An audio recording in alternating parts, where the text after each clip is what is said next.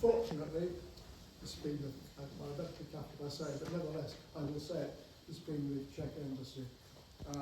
We often have little problems with the techniques here. And at the moment, we don't have a microphone, so we're going to have to project our voices. And I think Richard, our speaker, is probably pretty good at that. So if you don't mind, we'll head off. So anyhow, good evening to you all, and tonight's talk by Richard Bassett on Maria Theresa in Bohemia. And I'm Peter Jensen, and I'm the chairman of the Czech Friends, if you didn't know that already. I must first thank the ambassador for once again welcoming us here.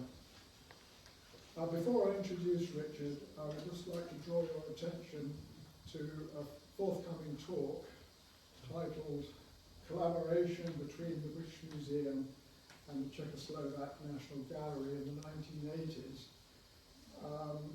which is a personal memoir by Richard Griffiths, who's an art historian, former keeper of the Department of Prints and Drawings at the British Museum and slave professor of Fine Art at Oxford University.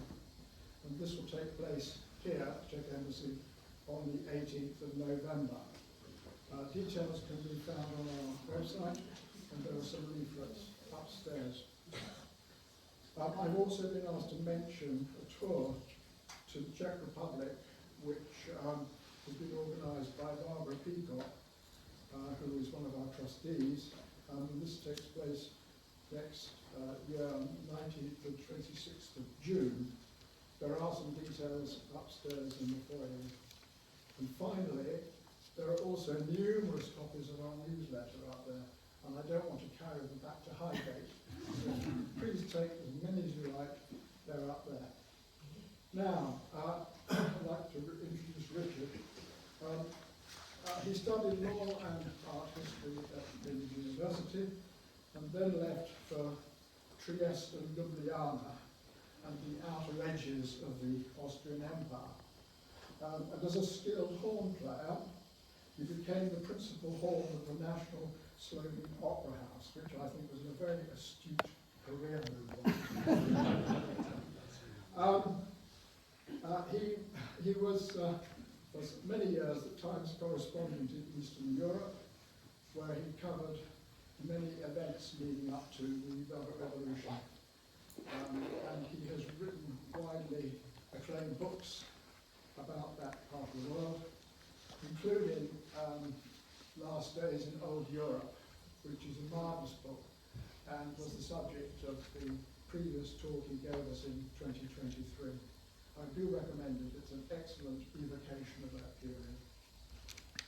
He's an expert on Central Europe and has published numerous books on the subject, including a definitive account of the Habsburg army. His recently published book on Maria Theresa has been very well received. And I would like to ask you to welcome him to give us his talk tonight. Thank you very much.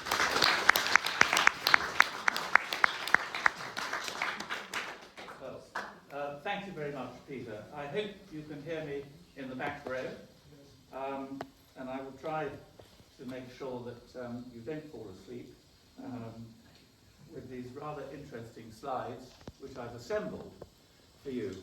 Obviously, to talk about Maria Theresa in the space of 45 minutes or however long we have is quite challenging. She is the outstanding personality of the 18th century. And there is no public institution anywhere in Central Europe today, including the Czech Republic, which cannot trace its origins back to her reign. So that is a staggering achievement. She reformed Central Europe, its education policies, its public health policies, its medical provision, and at the same time she managed to have 16 children and defend her domains from a number of threats which initially came from virtually every country in Europe. So she's a remarkable lady.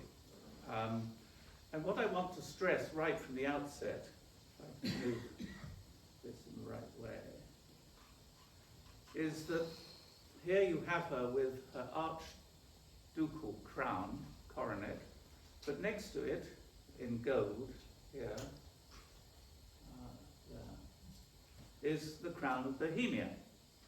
And Bohemia was really central to her, if you like, reforming zeal, her desire to safeguard not just her kingdoms, but also the well-being of her inhabitants and subjects. And if we look at the map, this is the Habsburg world in the time of Charles V, and you can see that even then we have Bohemia right at the very centre of things. And then if we go forward to the sort of 40 years before Maria Theresa inherits the throne, you can still see again that Bohemia is pretty essential. And even the modern maps of the Austrian Habsburg Empire, of which that is a very good example, that's what it was more or less in 1908 before the annexation of Bosnia, you can see that Bohemia enjoys an absolutely critical position.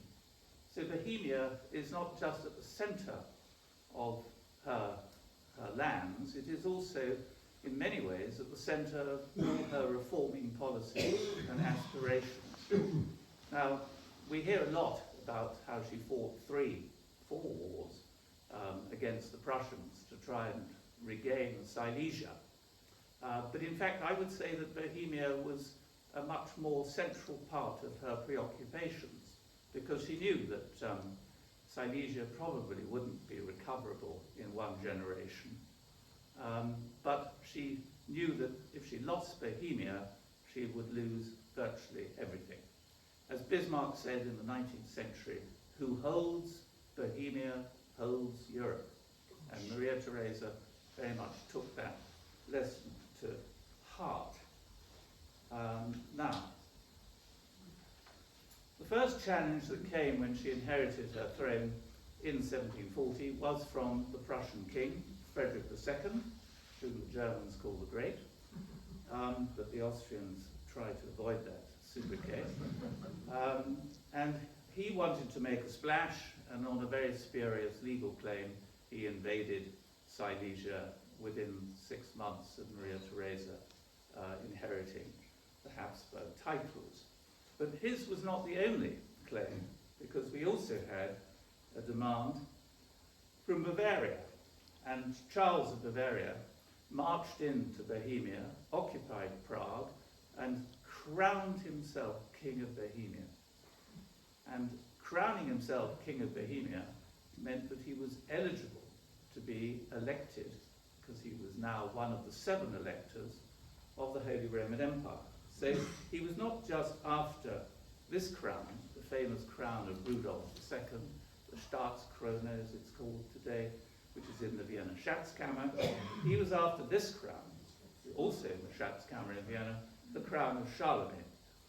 And there were 4 secular electors, Saxony, Brandenburg, Palatinate, and Bohemia, and there were 3 clerical electors, Trier, Mainz, and Cologne. So as King of Bohemia, he became eligible, and he indeed occupies the Holy Roman Empire, one of the very few non-Habsburgs to take the title, until his death in 1745, when it then was able to be recovered by Maria Theresa through her husband, Francis Stephen. Now, if we look at what that landscape was when Maria Theresa takes over, she is really faced with what I suppose the Ukraine is faced with today, except today it's drones, hundreds of drones. In those days it was Prussian grenadiers. And the Prussian army was probably, the infantry at least, the most efficient in 18th century Europe. And they swept over Silesia, they swept into Bohemia, they linked up with the French and the Bavarians, and essentially Maria Theresa was pretty well hard put to find how she could in some way resist this series of invasions. But luckily, she had a tremendous gift. She wasn't a great intellectual, but she had a fantastic instinct for who could help her and who was a dud. And she chose a series of people who were extremely gifted in their own way. And first and foremost of those on the military sphere was Prince Wenzel-Liechtenstein. Now the Liechtensteins, as you know, in the 18th century, had never set foot in the principality which we know today as Liechtenstein. Their power base was entirely in Moravia, where they had those wonderful estates which you can still visit, Lednitzer, Altitzer, etc. And so they were, if you like, a Bohemian family determined to protect the privileges that the Habsburgs had in Bohemia and to prevent Bohemia being overrun by Germans, whether they were Bavarians or Prussians. And you see in the background here of the picture a huge cannon. And that's very appropriate because the artillery that Liechtenstein financed and reformed in the Habsburg army became the finest artillery in continental Europe by the time he finished. And he anchored the artillery arm, this is one of the guns in the Liechtenstein Museum, models of the weapons he had made. He anchored the whole artillery arm of the Habsburg army in southern Bohemia and Moravia. And if you go to Budweis today, you will see many pubs called the Cannonade or the Cannoneer. And that's because the main artillery depot of the Habsburg army, right up to 1918, was in that part of the world, southern Bohemia, Moravia. Because Liechtenstein knew that in order to have good artillerymen, you needed people who not only were hard-working and agile and quick, he also needed them to have a good sense of humour. And the Czechs, of course, unrivaled in that, I would say. So that was one element that, if you like, formed a rampart for Maria Theresa. But she also had the advantage of other gifted people. And here, she decided to cast her net very wide. This is Trieste. And if you look at this building on your left, here, you'll see this figure. Who on earth is this? Well, it isn't Maria Theresa. It is Princess Milica of Serbia. Now, why is she there? She's there because a Serbian merchant under Maria Theresa was allowed to build that palazzo and to do business in Trieste. And if we look at her more closely, it's not a very good photograph, I'm afraid, you'll see that she is the wife of the famous Prince Lazar, who was killed at the Battle of Kosovo, still to this day one of the sort of searing, traumatic moments in Serbian history. And the reason why she's there is that not only did the Serbs bring a lot of money into Trieste, they produced also a lot of soldiers. And here you have the famous Pandors and Irregulars, who struck absolute terror into the Bavarians and Prussians, always ambushing their convoys, always burning villages to the ground when they entered Bavaria, and even when they entered parts of Prussia. They filled their enemies of Maria Theresa with absolute terror.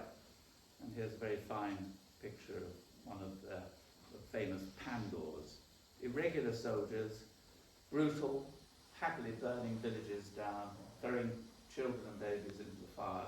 Not a pleasant sort of experience to be exposed to them, but nonetheless, needs must. And so that was another layer, if you like, of defence that Maria Theresa summoned from beyond her central crown lands. But there were other people and other forces. The cavalry of Austria, always famously one of the finest arms of the Austrian army right up until 1918, proved pivotal in the great battle which saved the empire, which was fought not very far from Prague at Kolín. Marshal Daun in 1757 encountered the Prussian army and defeated it, the first time the Prussian army had met with a serious reverse. And this monument, which you see here, has at the base a wonderful inscription in French, because if I go back a slide, the battle was finally won by an inspired cavalry charge by a group of cavalrymen who were the Deline Dragoons, and the Deline Dragoons famously had the privilege, unique at that time, of not wearing moustaches. And at the pivotal moment in the battle, they came up, their commanding officer, to Daun and said, I think we need to charge the Prussian infantry, they're faltering. Many of Daun's other generals thought the battle was lost at this stage.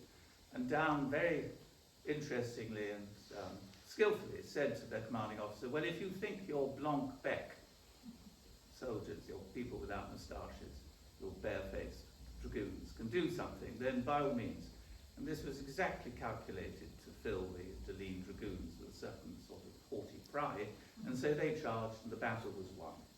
And the monument is still there, looked after very well by the Czechs, and it has the inscription in French, which the Deline colonel gave to Daun after Daun's rather studied insult, which reads, if I translate it into English, we may not have moustaches, but that does not mean the points of our swords are not sharp. And that is written beautifully there in French, and I'm glad also with the Czech translation. So that really turns the tide on the military front. But we have other people who help from the Czech lands. Kudnitzer, of course, in German is Kaunitz. And Kaunitz was perhaps the greatest diplomat of the 18th century. And his lovely estate, not far from Austerlitz, in Moravia, you may have been to a beautiful little house called Kudnitzer, is where he was born. He was destined originally for the priesthood, but he then did so well in his exams, he was sent to the court, where Maria Theresa's eye fell on him, and he was promoted, and he became certainly the most formidable diplomat of the age. But one of the things he got Maria Theresa involved in, which she regretted to the end of her life, was the event that she called the greatest theft of the century, the greatest crime of the century, which was, of course, the partition of Poland, which is relevant today because the parts of the Ukraine which are being fought over didn't quite feature in this map, but the westernmost parts, cities that we know as Habsburg historians as Lemberg, for example, Lviv today, very much were part of this. And that changed the complexion of the monarchy in many ways. You can see here in this rather amusing engraving that here is Joseph II later, Joseph II, the son of Maria Theresa, having clearly rather serious conversation with the Prussian king about which parts should go to Austria and which parts should go to Prussia. And Joseph II also was fascinated by the problems of territorial expansion, but also by the social welfare of his people. He was a man in a hurry. He sensed that there was trouble coming ahead, and he was determined to make sure that if there was a revolt, a revolution, it would not happen in his lands. And so to that end, he would indulge in some rather amusing PR stunts. This one, I'm afraid, is not a very good slide, but he was walking through Moravia, or riding through Moravia. There's his horse there, and there he is, where he saw a man tilling a field, and so he immediately seized the apparatus and started tilling. And this image of the Holy Roman Emperor, the future Holy Roman Emperor, tilling the fields became a kind of Enlightenment credential for Joseph. And there is a monument, the remains which are still at Austerlitz today, commemorating this moment when Joseph got off his horse and took over the tilling of the fields, and this very obviously thrilled figure who was delighted that someone else could do his work for at least half an hour. Maria Theresa was very scandalized by this, because she said, this is a typical PR stunt of my son. And indeed, they disagreed on many things to do with Bohemia. She was very much in favour of total emancipation of the serfs. He was against that. He thought that it had to be partially and slowly done. Otherwise, the aristocracy, he said, would go bust. Maria Theresa had only a contemptuous approach to the aristocracy. She felt they were greedy, grasping, and driving the peasantry in Bohemia and Moravia into the ground by their demands. So she had fierce battles with Joseph, who, despite his Enlightenment credentials through these PR stunts, was nonetheless in many ways more reactionary than his mother and less broad-minded on a number of issues, as we'll see, not just to do with Bohemia. Another person who came out of the Bohemian, Moravian melting pot, who played an enormously important role for Maria Theresa, was Count Silva Taruca. Now, he was of Portuguese origin, and he came from Czech, where his family seat is still, I think, visitable today. And he was, if you like, a kind of life coach for Maria Theresa.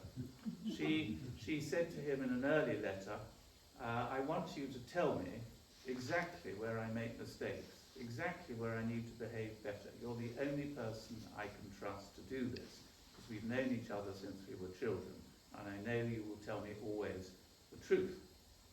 And indeed he did, and the letters between her and him, which were published about 70 years ago, probably give us a greater insight into Maria Theresa's character than any other correspondence she had, including the famous correspondence with her daughters, especially Marie Antoinette.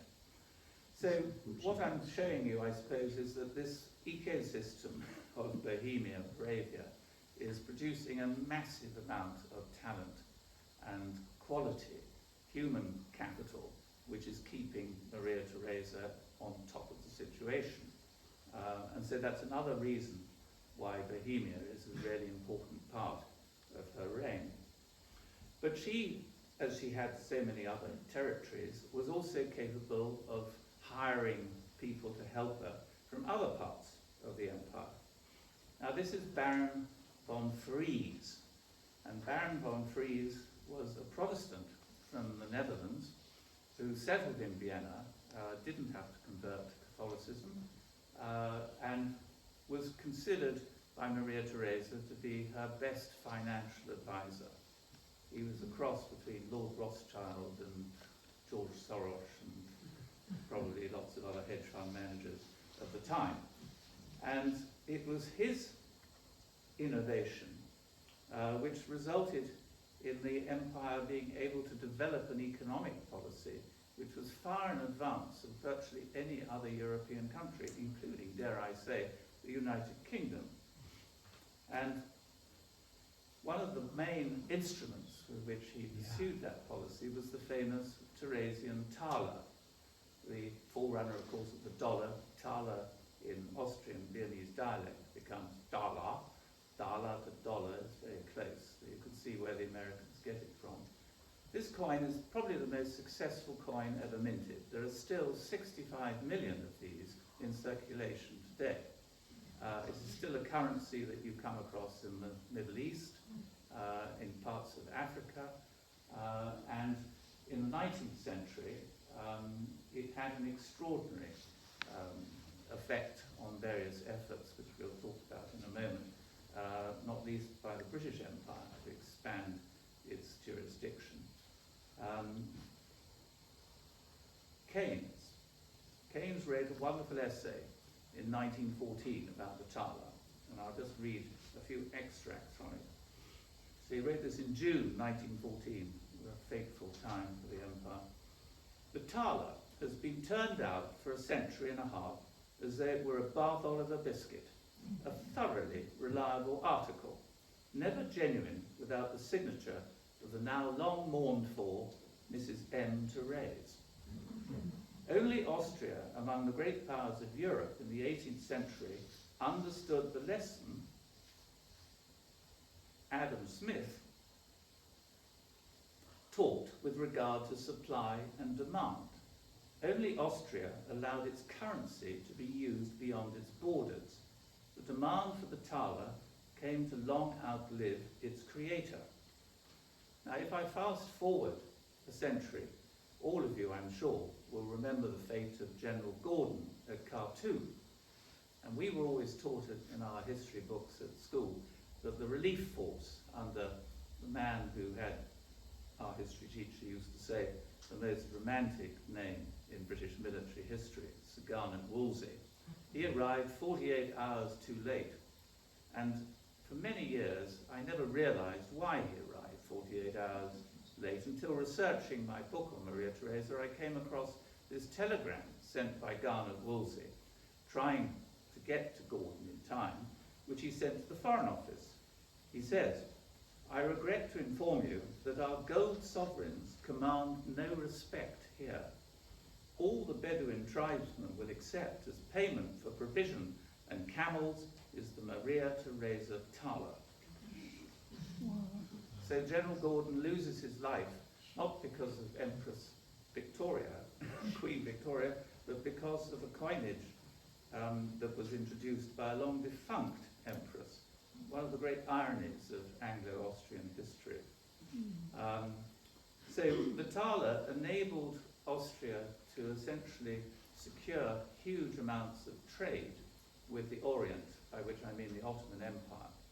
You have to remember the great sort of wars between Austria and the Ottoman Empire were over by the time Maria Theresa came to the throne. Her son, much against her will, once she was dead in 1780, proceeded to form an alliance with Russia and fight a disastrous campaign against the Turks. But during her reign, she said, "I'm a good Turk.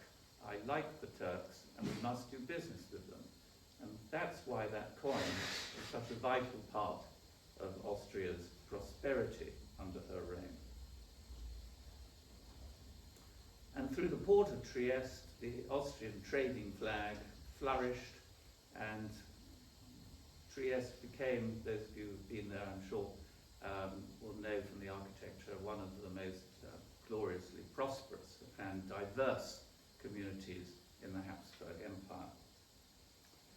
But not always was Maria Theresa necessarily so tolerant and internationally minded. And if we go back to Prague, sorry, this is a coin that the Triestine City Council put up to commemorate the thaler 2 years ago, and indeed Maria Theresa. But if we go back to Prague, we come, of course, to the very thorny issue of her relationship with the Jewish community of Prague. It's sometimes forgotten that in the 1740s, when Maria Theresa comes to the throne, there are very few Jews in the Austrian Empire. The partition of Poland hasn't taken place, so the huge Jewish communities of what would be called Galicia, Western Ukraine today, haven't been absorbed by the Habsburg Empire. There are less than 500 Jewish families in Vienna, but in Prague you have a very proud and extremely strong Jewish presence. 1 in 10 of the population are Jewish. So the Prague community of Jews is in fact the strongest and most prestigious and largest community of Jews anywhere in the Habsburg Empire in the 1740s. And some remnants of that period exist, as the interior, one of the oldest synagogues in Prague. But unfortunately, reports reached Maria Theresa that the Jewish community of Prague, bearing in mind 1 in 10 inhabitants of Prague is Jewish at that time, had collaborated, almost inevitably of course, with the French and Prussian occupiers. And this threw Maria Theresa into one of her actually quite rare but very well publicized fits of rage, and she determined to expel the Jewish community of Prague. And here is a contemporary picture which tries to illustrate the very unhappy circumstance. There was not much, in fact there was no coercion, violent coercion. They were asked to leave, and the elders of the community said, right, then we will leave. But they were allowed to settle within 8 kilometers of Prague. So it was not a violent expulsion as such. And after 3 years, with great lobbying from many people internationally, including George II, who was lobbied by the Jewish community of the city to intervene, she relented and she allowed them back to Prague. And this is a very interesting coin which was minted by the Jewish community of Prague to commemorate her allowing their return. And you can see there's an implied sense that she has the scales of justice on her side. And here you have the chief rabbi of Prague pledging an oath of loyalty to her. And the fact that this was minted by the Jewish community, I think, shows that they wanted to put the relationship with Maria Theresa onto a much more secure footing. Because although she was probably by instinct in many ways anti-Semitic, she was not hostile to the Jews in her domains on either ethnic or racial grounds, and there was never any general authorized persecution of the Jews. Quite the opposite. Here is an extraordinary document which is in Trieste, in the Jewish Museum of Trieste, and it's the privilege of 1771, and I'll just read you what it says here on the next page. We, Maria Theresa, Archduchess of Austria, etc., etc., the internal happiness of our subjects, having been the principal objects of the concerns of our reign, we have not spared effort or care in making commerce prosper in our lands.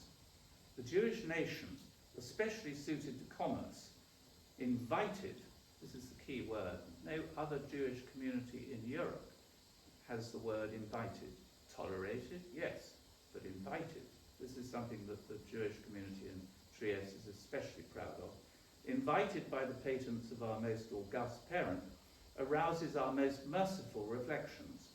We therefore wish to give the Jewish community a solemn demonstration of our sovereign approval for the purposes of attracting more such families and individuals. So I didn't think that could have been drafted, let alone published, if the Empress had been unreconstructedly anti-Semitic. And Trieste, as a result, flourished, of course, and this privilege was granted to the Jewish community ahead of the Greek community of Trieste and ahead of the Serbian community, whose palazzo we saw earlier. Now, what of Prague today? This is the photograph looks it was taken before the war. In fact, it was only taken a few months ago, and it is the only monument in the Czech Republic, but it is a recent one, which commemorates Maria Theresa. And it's on the Hradčany, at the back of the Hradčany, and I think it's an absolutely brilliant monument because it sort of indicates the strength of Maria Theresa, and also the simplicity of it, without encumbering her with any of the sort of regalia and all the rest of it, which made her Queen of Bohemia. And at the same time, it pays some tribute to the fact that Maria Theresa was responsible for so many innovations in the Czech Republic. For example, ethnography.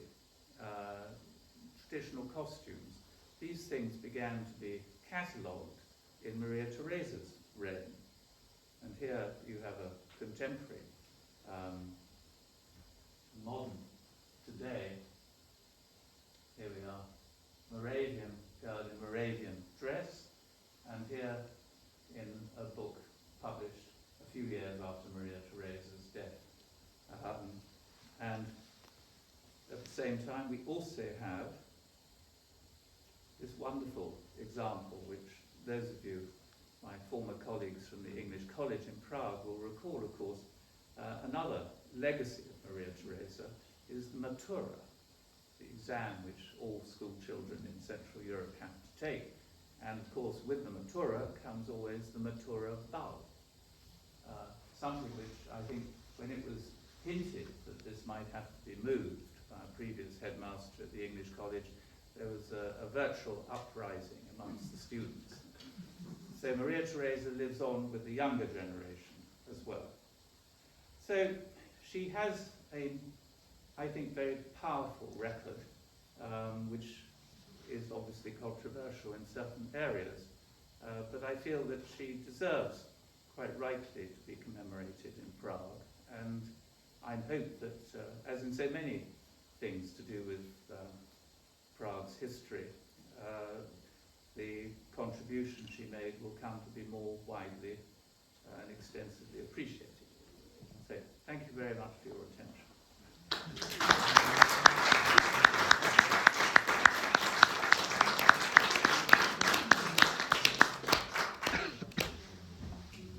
Thank you very much indeed, Richard. That was a marvellous sort of summary. I'm not going to pontificate, I'm not going to say anything actually. I'm sure that he'll take questions, so please, if you have questions, I'm sure he'll take them. Has anybody got any questions? Did she visit Prague? She did, yes, she was crowned Queen of Prague. She was crowned Yes. in the cathedral. Indeed, yeah.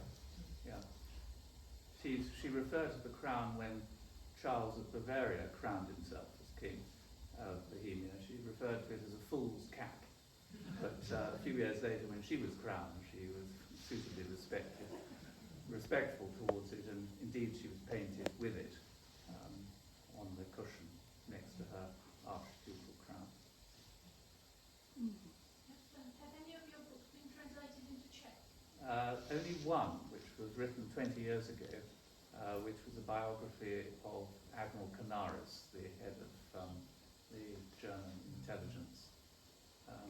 But I'm afraid, I think that was partly because there was a chapter on the Czech intelligence apparatus during the Second World War, so it had a certain obvious relevance. Martin. Thank you very much. That was extremely interesting, I found. But could you say something about other reforms that she brought in? I always thought, but I can't immediately think of the references, to her having overseen a tremendous road building exercise through her empire because of its diversity. And probably the need to move troops, I guess, was what it was about, but I don't actually know anything about it. Well, yes, roads were very important, and in fact, the part of her domains which had the best communications of all were the Austrian Netherlands, which had, by the time she died in 1780, the finest set of roads anywhere in Europe. But she did develop roads, particularly through Bohemia, and if you go to Josefov in northern Bohemia, a great garrison town, you'll find that the roads that lead there were constructed in Maria Theresa's time. One of her innovations was that all the roads, and you see this particularly if you go to Kudnica and you take the road from there to Vienna, which must have been the way Kaunitz was always travelling to Vienna from his castle. The roads are lined with fruit trees, and that was a Maria Theresian innovation. She said the soldiers need to be kept refreshed with cherries and apples and things. So that's why you have so many, particularly in southern Moravia, so many fruit trees along those roads. What was her relationship to music and musicians? Well, she has herself was, of course, a very talented musician. Her father famously conducted an orchestra, and she'd been trained to sing from a very early age. She had an impeccable sense of rhythm. A British diplomat who attended a ball that she, as a young girl of 16, was dancing at, when someone said to him, "I think she's out of step with the music." He said, "No, it's the music that's wrong, not and of course there were 3 encounters with Mozart. The first one being perhaps the most positive, when Mozart jumps on her lap and embraces her, something you could never imagine happening to a previous incumbent of the Habsburg throne. So yes, music did mean quite a lot to her. And of course, she couldn't personally give Mozart the kind of commissions that he needed, because, as you know, he was driven from Salzburg by so-called enlightened Bishop Colloredo, who, despite having a bust of Voltaire on his desk, decided to ban music in churches. So that essentially put Mozart out of a job, so he had to go to Vienna. And there he was supported by the aristocracy, but less so by the house. And of course there's the famous exchange with Joseph, her son, when I think, which opera is it? Is it not Idomeneo, where Joseph says, "I think there are too many notes," and Mozart replies, "Just as many notes as are necessary, Your Majesty." So he had a certain amount of support, but she could have probably done more for him. Yeah. I was interested, I haven't read that. I mean, she's sort of contemporary with Catherine the Great, isn't she? Yes. I mean, I can't quite know what Catherine's dates are, so I don't quite know, how they would mesh, but both of them in similar sorts of positions, Yes. in having to fight their corners. Yes. I just wonder, well, I don't know, that's just a comment. Well, Catherine, of course, was very physically promiscuous in a way which Maria Theresa wasn't. She was deeply in love with her husband. It was a love match, despite being under the star of high diplomacy.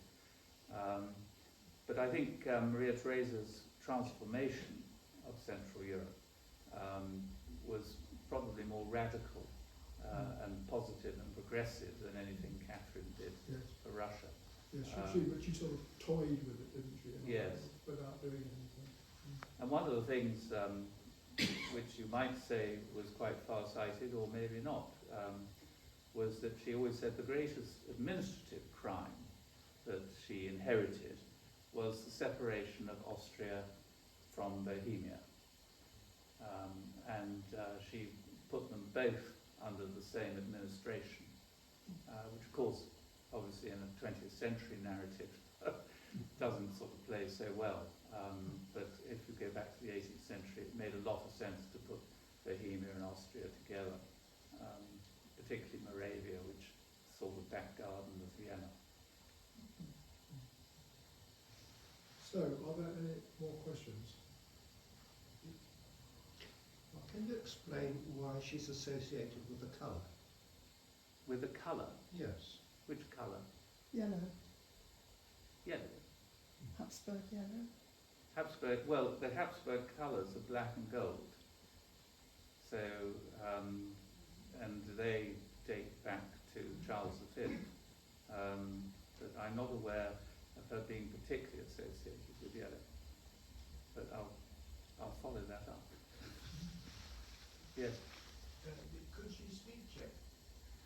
No, I don't think she could. She couldn't, of course, speak High German. She only spoke Viennese dialect. She could speak fluent French and Latin. And when she addresses the Hungarian nobility to rally their support in 1741, she addresses them in Latin. And we actually have her original speech to them with her own crossings out and changes to sort of make the Latin language a little more punchy. So she had a good grasp of Latin, good grasp of French, High German she never mastered. She spoke the Viennese dialect. I don't know if she spoke Czech, but I think it's probably unlikely, because the Czech language really takes off in the sort of court circles much later.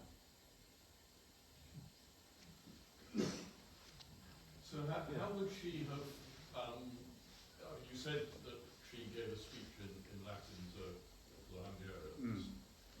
One wonders how many of the Hungarians spoke Latin. Well, they all spoke Latin, because that was the court language. Right, so that was The Hungarian language was essentially an invention of the aristocracy of Hungary in the 1780s. Before then, it was spoken by the peasantry in the countryside, and the Hungarians knew the sort of basic words to get people to do what they wanted.